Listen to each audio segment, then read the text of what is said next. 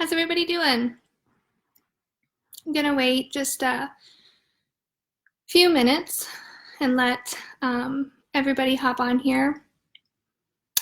We have questions like rolling in, so I guess it was time to do one of these. So I'm gonna go ahead and start. The first question I'm gonna start with that I just got, I got several that were private message to me.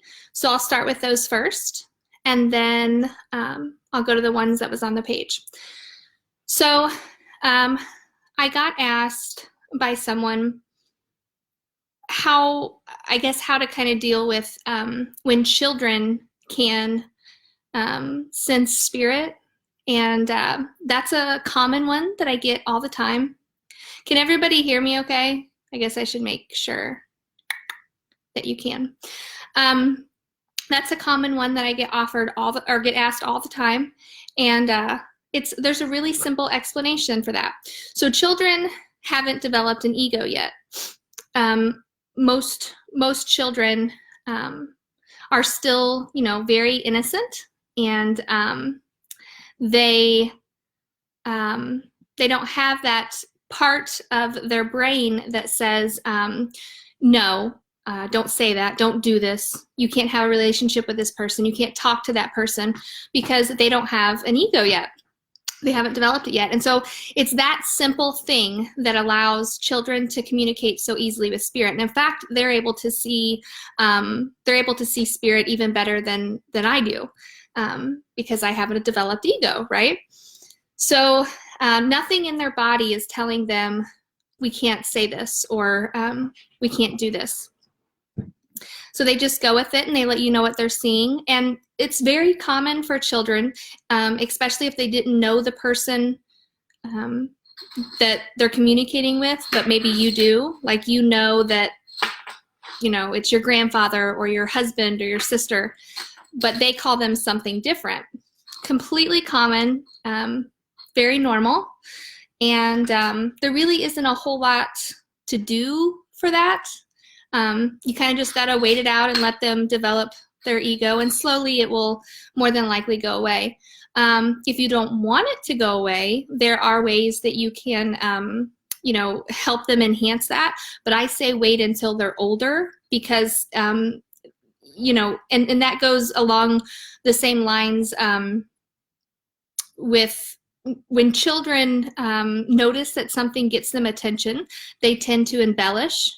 And you don't want that. So when they tell you that they're seeing something or talking to somebody, it's great to act interested, but keep a level head and don't get too excited.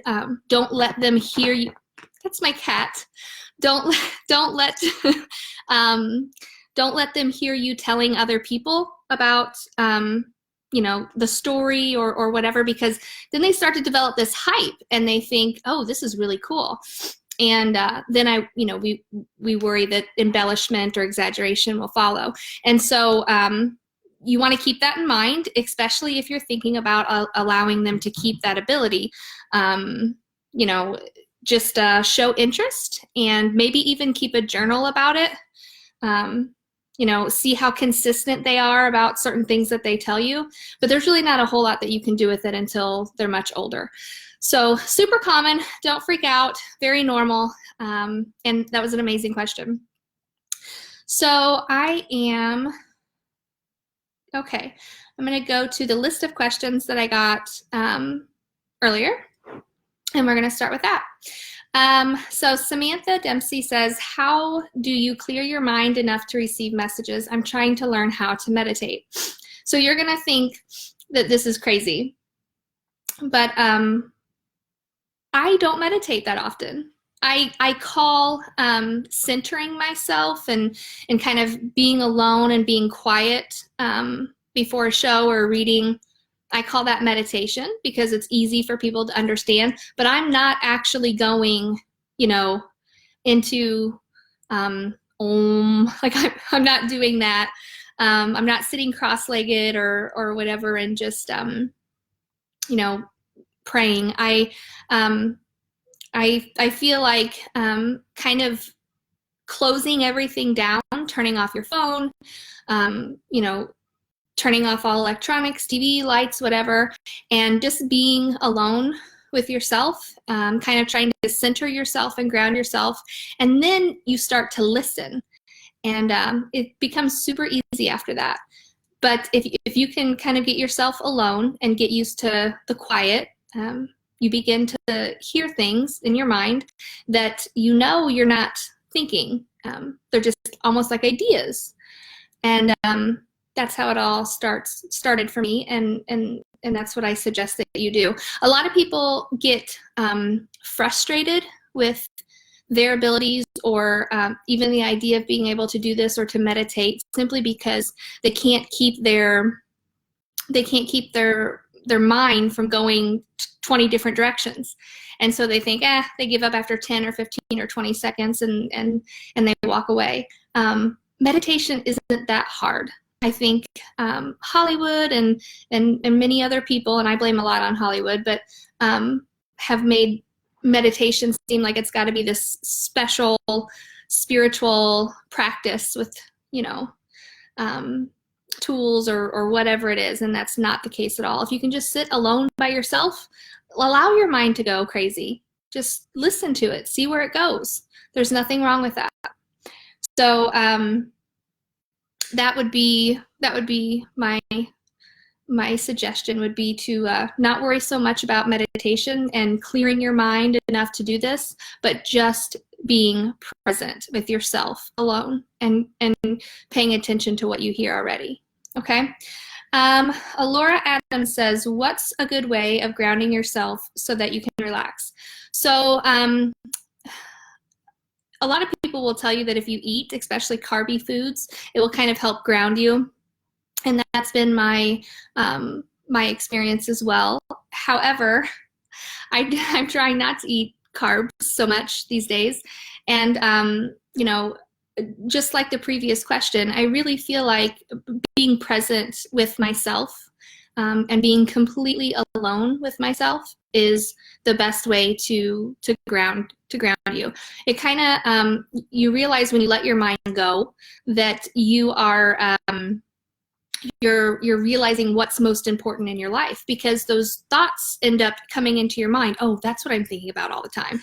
You think that maybe it's the bills or it's your relationship or your children, but it ends up being something completely different.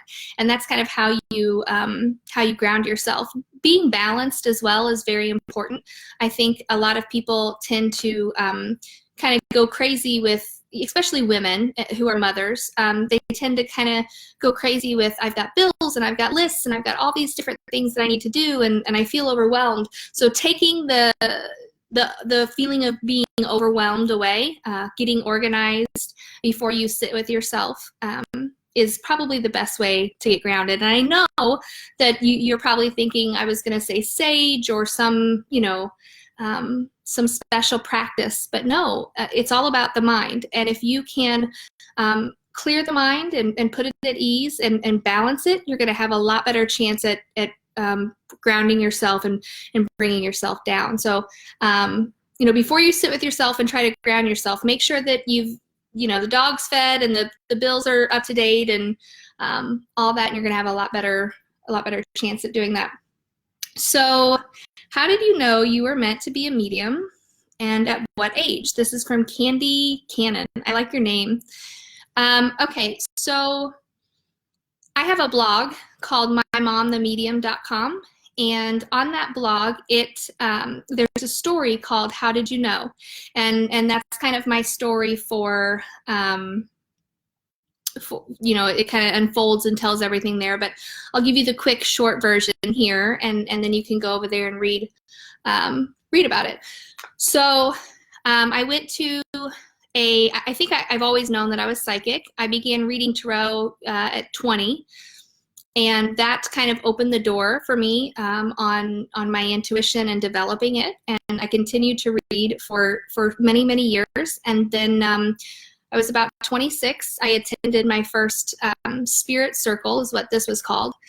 And while I was there, I began to connect with people and began to hear people on the other side, and I began to realize that I was thinking the same things that the mediums up front were saying. And so being able to connect in that way really, really got my attention. And so I came home and did some readings on some people that I know, and it just kind of took off from there. So, you know, like I said, I always knew that I was very intuitive, but I didn't know to what degree until I took the chance to explore it. And it was a very, it was really hard to come out. That was the hardest part of this whole entire thing, was telling people that that's what I do. So yeah, that's how I knew. Okay, and Billy Marshall Todd, what would be the first indicator that a person might have these abilities? How does one distinguish between a crazy coincidence and something considered a message? So I am going to make that really, really simple for you, Billy. First of all, there are no coincidences. There just aren't. So everything truly does happen for a reason.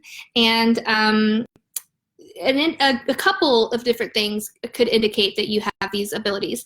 And I'll say first and foremost that I think everybody has the ability to be a psychic, because all being psychic is being intuitive. So if you are, you know, highly intuitive person, you know, everybody has strengths and weaknesses. Some people are born naturally with a beautiful voice and they can sing, and it just blows your mind. It took them, you know, they had no issues, didn't have to practice or anything like that. It's the same way with being psychic or being an intuitive. We're all born with intuition. Whether or not we're strong in that area will depend on if you could be a psychic. So you know, a couple different things. Premonitions are huge. If you feel like you thought something before it actually happened, like maybe your sister was going to get pregnant, or you knew it was a boy before anybody else. Telepathy is a huge one, and that's a good indicator that you could be mediumistic. If you are sitting in a room and you hear your phone ring in the other room and you know that it's your mother, and that's a really common one. That a lot of people just think, oh, you know, that was crazy. But that's a really, really common one that a lot of people overlook. So, you know, dreams and deja vu, those could also be indicators that you have this ability. Okay, good question, Billy. Linda Bisbee, have you ever just walked by a guy? Have you ever just walked by, or a guy messaged and said, I've got to tell you, the person, hey, you have a gift? I'm not for sure I understand that.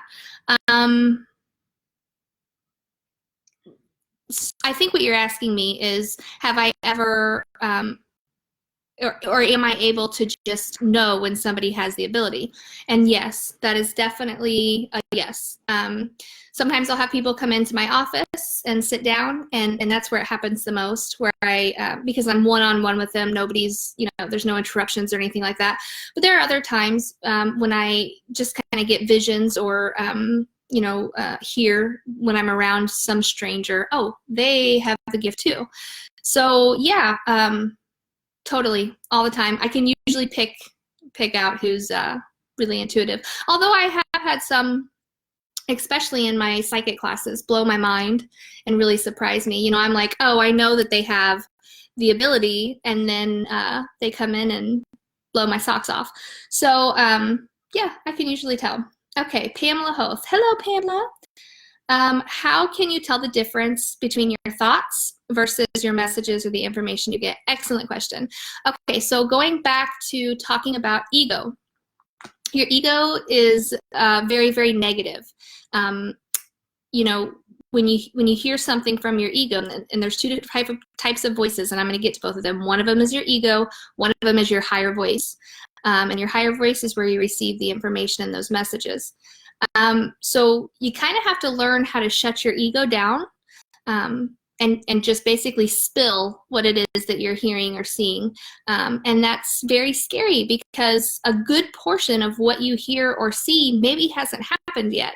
So when you're talking to somebody who may or may not believe in mediums or psychics, and you tell them this information and they tell you, no, that doesn't make any sense, it can shut you down like that. And that's how I was in the beginning. So the difference is you're going to be hearing basically no. You're going to be hearing what you ate for lunch that day. You're going to be thinking about a TV show you want to see later. You're going to be, looking at the time because you have to leave and go somewhere. And those are ego-based thoughts. Higher self-based thoughts are almost always going to be out of nowhere. It's going to be weird stuff that makes absolutely no sense and can be really hard to interpret. But I don't want that to discourage you and make you think that it has to be really weird stuff, because sometimes you can relate to it, okay? That's where I kind of mess up a lot, is if I can relate to it and they're showing it to me, I think, oh no, this is my ego, so don't say that. And there have been times where I was wrong. You're not always going to get it right. You just aren't. That's all there is to it. And so if you can give yourself the gift of being able to be wrong, you can make it really, really far in this industry or as a psychic. Nobody is perfect. Nobody. Everybody makes mistakes. And when the instrument is your own mind that you use to get this information, it can be very confusing. And I think it's just kind of a trial and error thing. The longer you do it and the more often you do it, like with anything else, practice makes perfect, you'll begin to tell the difference. And it took me up until about 2 years ago before I could just click it on and click it off and tell the difference between the voices. And but like I said, there are still times, in readings where I think, oh, this has to be my ego. So give yourself a little credit, give yourself the ability to be wrong, and just kind of go for it, because through trial and error is where you're going to learn the most. Okay, so Nicole, hey girl, it is hard to switch back and forth between Is it hard to switch back and forth between mediumship and psychic abilities within the same setting? Or do both come just as easy to you? Is one easier? Nicole, this is an awesome question too. Man, you guys got awesome questions. And if you have any others, feel free to put them in the comments right now. Okay, so I actually took a course specifically on this question. So am I hearing this psychically, or am I hearing this from spirit? And because they both sound like a thought, what you have to do is pay attention to the energy behind what you're hearing. So let's say I'm sitting with you and I begin to feel very motherly towards you. I begin to feel like I want to ask you questions about how you're doing and how work is. And, I kind of want to protect you. And I don't know you from Adam. I'm paying attention to the energy that I'm feeling. All of a sudden, I'm feeling motherly towards you. So to me, that means this must be coming from mother energy, and I'm not your mom. So I know I'm getting ready to connect with spirit. Then I'll follow up with everything that this spirit is giving me. So that's where the evidential part of being an evidential medium comes in. And if you start to verify, confirm every single thing that I'm telling you about this mother, then I know I'm connecting mediumistically and that I'm with your mother. And eventually I'll start to kind of see what they look like. The longer that I'm in their energy and the longer that I talk to them, the more I get to know them. Just like with people here. When it comes to psychic ability, I can definitely tell when it's psychic and when I'm coming up with it. And I think that's because I'm hearing it from my guides. So my guides are giving me this information to help you in some way in your life. And, there is no energy really behind it. It's just a very inquisitive feeling. I'm very curious, like, why do I see you coming into money? Or why do I feel like you're cheating on your husband? Or those types of things. So I guess the difference would be the feel and energy between the two.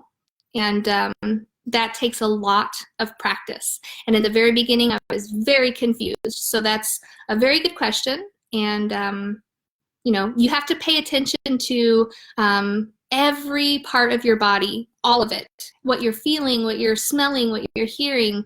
Does a certain part of your body feel weird that, you know, when it doesn't normally feel that way? Do you have abdominal pain or breast pain or back pain? All of those are indicators that I'm connecting with spirit, and that this is a mediumistic reading and not a psychic reading. So I hope that that answered that question. Okay, Molly Shuley. Hello, Molly. I have a really strong feeling that I'm supposed to learn how to do what you do, but I don't even know where to begin. What are the beginning steps? What should I be doing? Okay, awesome. Congratulations. Okay, so acceptance is the first step. I'm just kidding. Okay, so tarot is going to be my go-to. Anytime I think that somebody has an ability, the first thing that I'm going to tell them to do is get a tarot deck and start reading. Because what tarot does is it works on strengthening your intuition in a very gentle way. Okay, because you pull those cards and you interpret what you feel for the person sitting in front of you based on your intuition. You go with what you're feeling and what you're seeing. Those people take that card reading and they go and they apply it to their life in some way, and then they message you, you know, 2 days, 2 weeks, or a month. I still have people coming in from 5 years ago that send me messages about things that have happened, and that begins to slowly build up your confidence. Okay. Starting a journal is the other best thing possible. What you're going to do with the journal is you're going to write down any precognitive thoughts or visions that you have, dreams that you might have, and then from the readings that you have, what you predicted for them. And you want to keep a log of that. That is the other thing that's going to help build your confidence. And confidence is key in this industry. You cannot sit down and read someone if you don't have an ounce of confidence in yourself or in your ability. So, and that was another thing that was really, really hard for me, was building up the confidence to do this. Because, you know, essentially you're telling these people, you're telling them that you're talking to somebody that's invisible, or that you hear random. I mean, it sounds insane. And so confidence can be really hard to come by when it comes to this. So anything that's going to build up your confidence and allow you to kind of track your progress as a psychic or a medium is going to help you. So the journal and reading tarot is going to be a constant help in strengthening your intuition. So those are the two things that I would say to start off doing. And of course, you know, doing readings. Read for your friends, read for your mom, read anybody. I always say it's best to read for people you don't know. You don't want to know anything about them. And in that sense, once you get really comfortable reading tarot, you might even branch out to going to a metaphysical shop or a metaphysical fair and trying to do it that way. I've always found that it's easiest to read strangers. Okay, let's see here.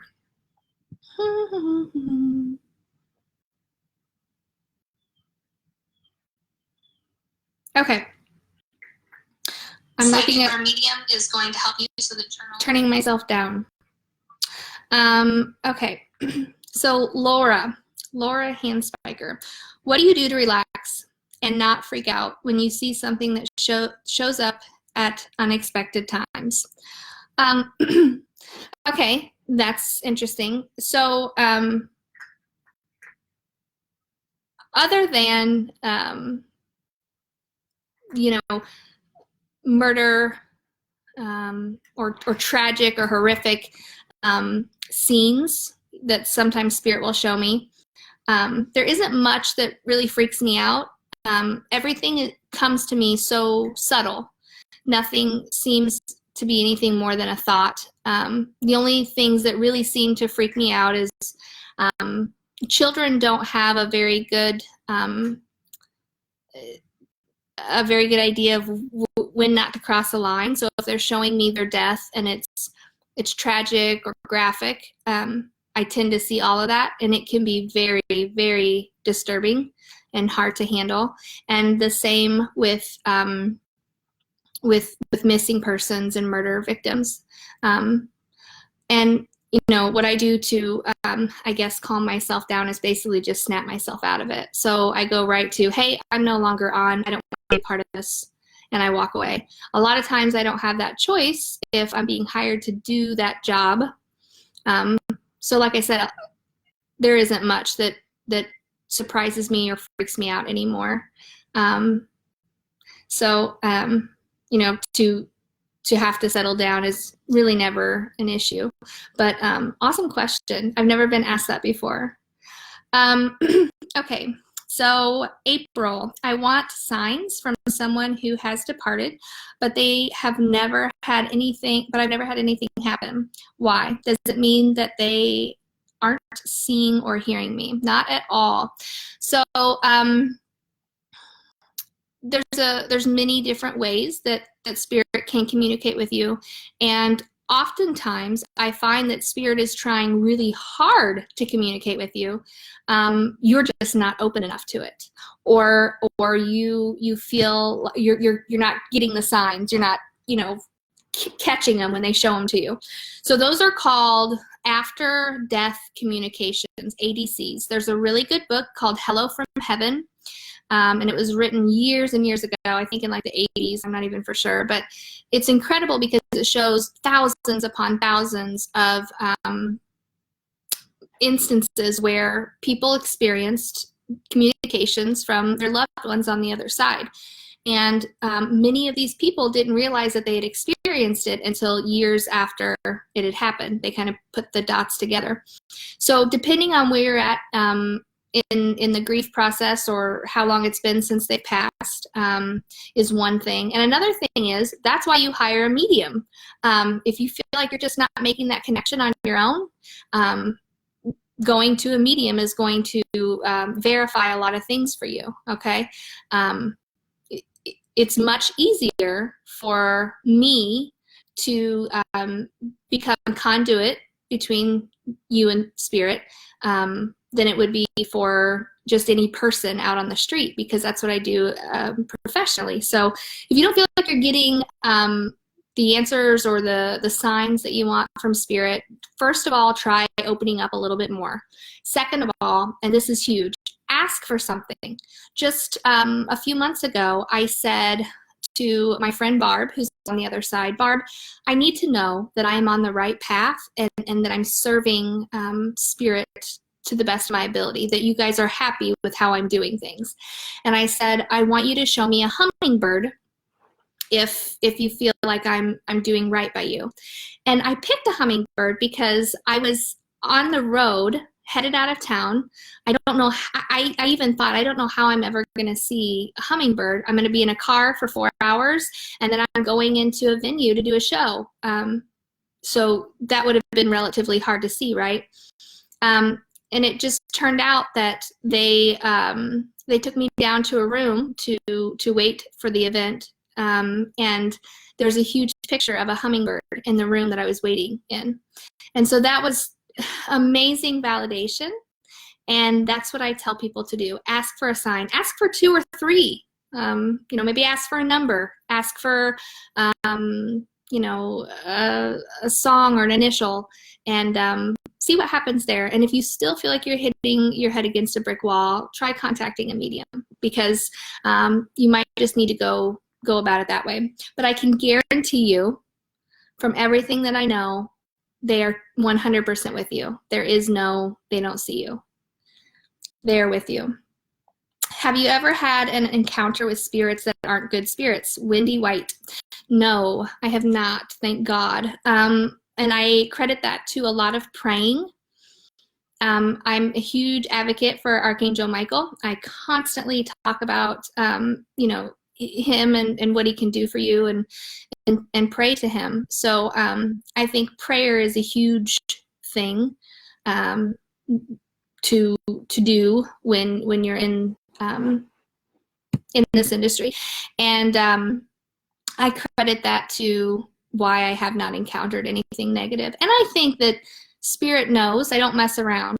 If I ever felt threatened, I would probably hang up my coat and just be done. I wouldn't be able to handle that. I have small children. I wouldn't want to bring that into my life. And yeah, so no, I haven't, thank God. Yeah, good question. So I'm going to try to go way up here. Okay, Danielle, do they people know they have the ability? I think what you're asking is, do you know if you have the ability or not? And no, not everybody does know. I didn't. I knew that I was intuitive, but I had no idea the power that I was capable of having and what I could do. And it took a lot of work to figure that out. So no, I don't think everybody knows. Okay. So who is your assistant? She's kind of cool. Hi, Adrian. Holly. Okay, Cheryl, a serious question. How do you know who your guides are? How do you connect with them? Are they family who have crossed over usually? Okay, super good question, and one I get asked all the time. I feel like finding out who your guides are and learning to connect with them is a personal journey. It's all about you. I think that it's something you have to do on your own. I think, you know, there are meditations that you can do especially on YouTube, you can find some on there, and in books and things like that, that can help you, that can guide you to seeing who they are. And so if you know, you're really interested, you might try that. I was about 2.5 years into mediumship and 8.5 years into psychic science before I ever met my guides. And I did that in Maine at a weekend class, a weekend workshop with John Holland and Janet No Havoc, and they kind of took us through a really neat meditation, and that's where I met them. And it was I was really emotional after, you know, seeing who these people are that guide me. And I did know 2 of them, and I have like a huge team, like 8 guides, which makes sense with what I do. I get that, and I probably need every one of them. I don't think it's typical for everybody to have that many guides. Occasionally, and it's very rare, but occasionally I will I'll do a reading where I connect with somebody's guide, and I question that a lot because it's so rare, but I go with it if I'm seeing it. So it's possible that, you know, somebody else could tell you about who your guides are. I know one thing that I would trust as far as finding out who your guide is would be an artist. So a mediumship artist. So you would sit in front of them and they would draw who they see around you. And that is an incredible experience. I have not been able to do it, but from the people that I've talked to that have, I plan to do that one day. And a lot of times they will end up drawing one of your guides. But I've seen it where they draw your mom, your dad, your brother, your sister, your children. I mean, they're pretty incredible if you pick the right one. So that would be my answer. Let's see.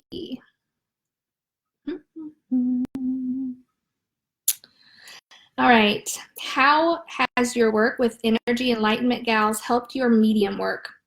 Were you doing personal tapping or hypnosis work before you met them? No, I wasn't. I was turned on to both of those things through them, and both of them are amazing outlets to explore in order to help yourself either become the person that you want to be, or get rid of some negative built up energy and essentially make yourself better. I cannot think of 2 better people, and I'm talking about even Googling the best, that are more experienced and better at doing this. It's like they're human body was made to, and their emotions was made to do the work that they do. And same with Holly. She's like a rocket scientist when it comes to crystals, and she does tuning forks now. She's like experienced in that and taken classes for it. So all three of those women turned me on to their abilities, and I use them all, and I think it's great. Okay. I think that might be, well, okay. What do you think of always seeing the same time on the clock? I always see 12:34. That's crazy. My best friend Cassie always sees 12:34. Even when I'm not paying attention to the time, and I'll look at the time and it'll be okay. Yeah, you could totally be on the right track and thinking that it might be your mom. This question's from Melissa. I think that Spirit uses numerology just as often as the universe does to communicate with us, but it's going to be coming from one or the two. It's either going to be coming from your mom, or it's going to be coming from the universe trying to get a message to you or through to you, something that you might need to hear, especially if you're asking for guidance. So my suggestion would be to go to joannessacredscribes.com. It's my favorite numerology website and blog, and look up 1234 and see if the message resonates with you, because that's probably what this is. But if 1234 is something important to, time-wise to your mother or to you, maybe it was the time somebody was born or the time somebody passed. It could be so many different things. Could definitely just be your mom saying hello. So check into those things and see if maybe that's why you're seeing it. Okay. Try not to miss anybody. Okay, Bree Lawson. When you're doing a show, are there several spirits that come through at the same time? And how do you choose which one to connect with? Okay, so I say a prayer in the back before I come out, and the prayer is simply, let whoever needs to hear this, hear from Spirit the most, get this message. I also do a separate prayer for parents, because I feel like there's no greater loss than losing a child, and so I always pray that children will come through no matter what the age. So I kind of set my boundaries, and I believe that every person is in that room for a reason, to hear a certain message, whether it's specifically for them or to hear it through somebody else. And in that case, I think that they kind of already have it lined up for me, who's going to be coming through before I even get there. But I never have any issues with too many people coming in at once. It's pretty, they know how this works. In the beginning, it was a little overwhelming, but like with time and in practice with anything, it gets easier. And so, I don't have a whole lot of issues with that. If someone doesn't believe in mediums, do you feel as though their loved ones that have crossed over will come through more to prove to them that they are around and that mediums are the real deal? Not always, but more often times than not, yes. I can think of maybe a handful of times when someone sat in my chair and they didn't get a message and walked out feeling, they got messages, but they still walked out skeptical. And in that sense, I feel like those people are probably not skeptical or cynical, and they just don't believe no matter what you tell them. So, it's a whole concoction. It's like a mixed drink. In order for it to taste good, the sitter has to be very open to receiving. They have to be very open to interpreting what it is that I'm seeing. I have to feel comfortable with the person sitting across from me. If I feel like they're judging me, or they don't even want to be there, they don't hear what they want, that's going to drain my energy. And then Spirit has to show up, right? It's rarely ever going to be Spirit's fault. it's almost always going to be yours or mine. So being open is key. I always tell people, don't bring your husband if he's not interested, because it's going to drain me of energy and it's not going to end up being a good reading. So you really have to be interested in doing this before you do it in order for it to work. I never feel like I have to prove anything to anybody. And like I said earlier, I always give myself the ability to be wrong. That's okay. And I think those two things, knowing those two things and standing in their power, make it easy for me to just not care. You know, if somebody doesn't want to believe in what I do, or you know, whatever, that's fine. You do what you got to do. Doesn't really bother me at all. Okay, so my daughter is 18 and has been talking to spirits since she was a year old, and it still freaks her out. Is there anything she can do to help her through it? So that's kind of a loaded question, only because this is from Melissa Boba, only because we would need to know what she's experiencing, what level of mediumship is she on, if she's in mediumship, if she's mediumistic at all. You know, there's a lot of things that go into that, and I can't really give you a simple answer without knowing a lot more. But if you want, you can message me and maybe we can talk a little bit more about it, okay? All right, I'm an empath and have intuition that blows even my own mind. So many stories I could share. I'm so happy to hear with the right training, I could be on my path to the mediumship. I love my medium, and I was so happy to see you at an event. It was a great evening. Well, thank you, Carrie. I thought there was a question there. I'm sorry, that's why I read that. Let's see. All right, I think that's it, guys. I think we got to them all, unless I'm missing a bunch. Ashley Berg, when you came here to do a reading, throughout the whole thing, I felt energy because my head felt heavy and I started getting pain. Is that normal? Yeah, it is normal. I don't know what reading you're talking about, Ashley, because I do a million and I can't remember all of them, but it is totally normal for you to experience that, especially if the person on the other side passed in a similar way. You know, so that could be what you're picking up on and what you're feeling, but also the energy shifts so much in the room that it affects everybody, either good or bad. It affects you. It changes how you feel. So, all right. I think that's it. Hello to everybody that says hello. Thank you for stopping in and chatting with me. Thanks, Cindy. Anybody else have any questions before I hop off of here? These were amazing questions. Like, you guys nailed it out of the park. Super impressed. Yeah, Mary Kate, you'll be able to watch it later. Yep.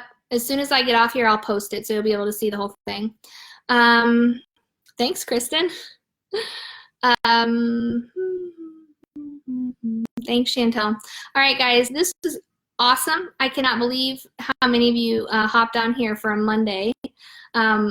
Usually I try to do these, you know, in the evenings or on the weekends so that more people can join in, but I just don't have the time and usually have my children with me, so it's really hard for me to do that. So I decided I would take these few minutes that I had and use them to connect with you guys. So thank you so much for hopping on. If you have any other questions, feel free to message me at any time. I did just open up my schedule finally, so I'm accepting new clients in February. And I still am working on my book. It's going to be a labor of love. I think I know why it's taking me so long. I just figured it out, and I think that there's supposed to be some material in the book that kind of just came to light. So that makes sense.